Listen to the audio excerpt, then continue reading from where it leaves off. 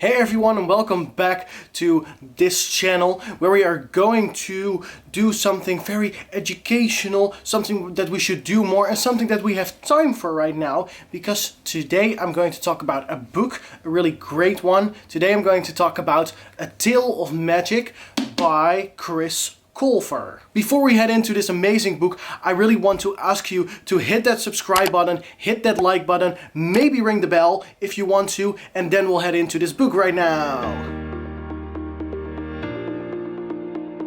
So the person who wrote this book is Chris Colfer, and Chris Colfer we know from Glee, but I think his biggest achievement is the Land of Stories series. If you have not heard of the Land of Stories series, that's totally fine. I mean, they're amazing books, really. There's 6 of them, but this particular book takes place before the Land of Stories, chronologically. So that means that this is a prequel series. The genre of this book is fantasy. It's a middle grade book, but as a young adult or as an adult, I'm 25. I consider myself as an adult, although I do some stupid things sometimes.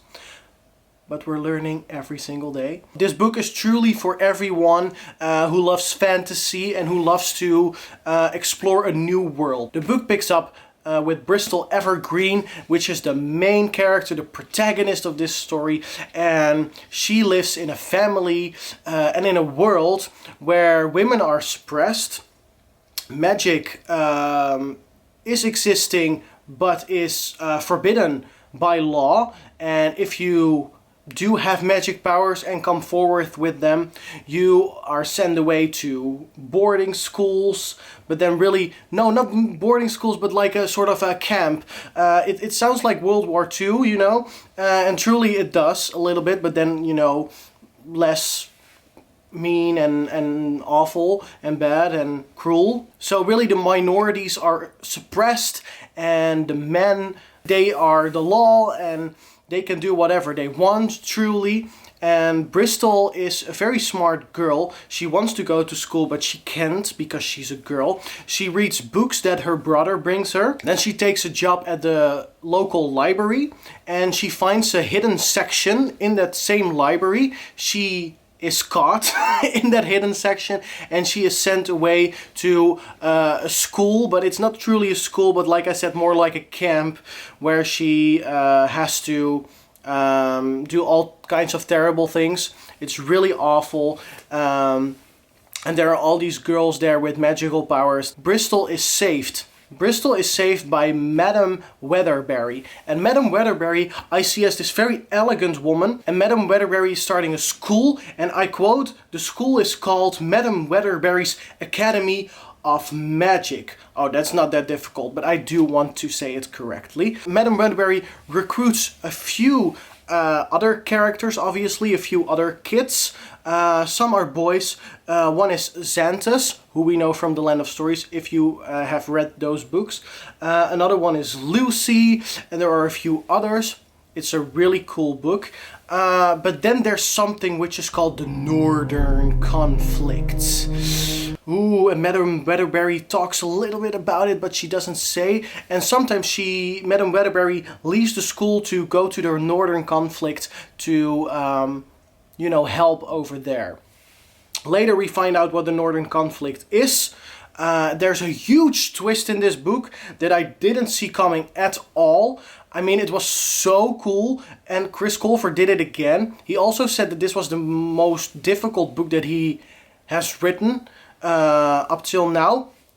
By the way, fun fact, a second book has been announced in this series, which is called A Tale of Witchcraft, so not A Tale of Magic.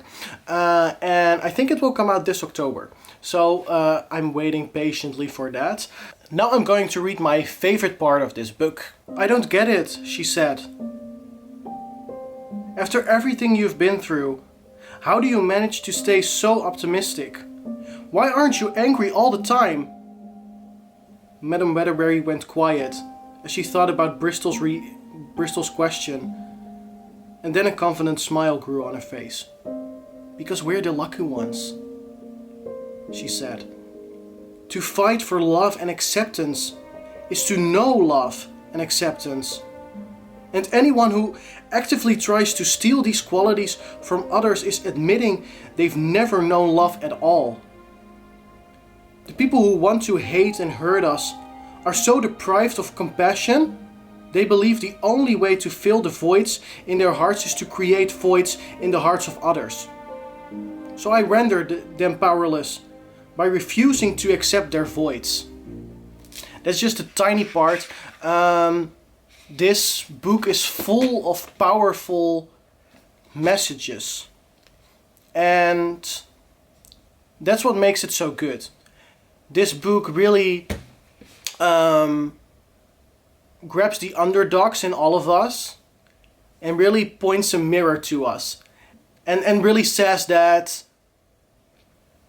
there are a lot of things that you don't like about yourself. There are a lot of things that people give you hate for about yourself, if it is your interest or your talent or something. But if you hold on to these great character traits, these great talents that you have, and put them in use, fight for what you love, then you will have a great life. You can have a great life. And it's so powerful to tell kids by these kinds of books, and also adults. I mean, I also have to tell myself daily that I matter and everything. It's part of the experience of not growing up, but being a human. So this book was very optimistic, but it was also so enjoyable. So here comes the verdict. If I'm going to grade this book on a scale of 1 to 10, I would have to give it a solid 9. That's because there were no parts of this book that I didn't like. But obviously a book is not perfect. This book is also not perfect. The only thing that I would have to criticize in this book is the fact that it's sort of the same. In the sense that everything is an allegory. How do you say that? Allegory. Everything is an allegory for something. So having magic and not be able to do that is an allegory for being gay and not helping it. So that's what the book constantly does with other things, and I can see it as an easy job or something, you know? It's something that you can do once in a book, it's cool. Do it twice, it's great. But do it more than 2-3 times, it gets tired. On the other hand, the characters are amazing. Madame Weatherbury in particular, she's so layered as a character, and Bristol as well. The other characters are side characters, so we learn less about those characters, obviously. But it's a great read. I read it in less than 2 weeks, and I was really busy at that time. So I just, every single moment that I had, I just opened that book and I just read about this amazing world that I already knew a few things about because I read the entire Land of Stories series. But you don't have to have read the Land of Stories series to read this book in any way, but it is cool to have read it. But it's definitely not a must at all. Alright, I hope that you like this review. I hope that you will subscribe to my channel to see more of these types of videos, or my beauty videos, or my confessions where I talk about my insecurities. They're all here on this channel. I don't want to restrict myself to certain topics, so that's why I'm doing all kinds of things.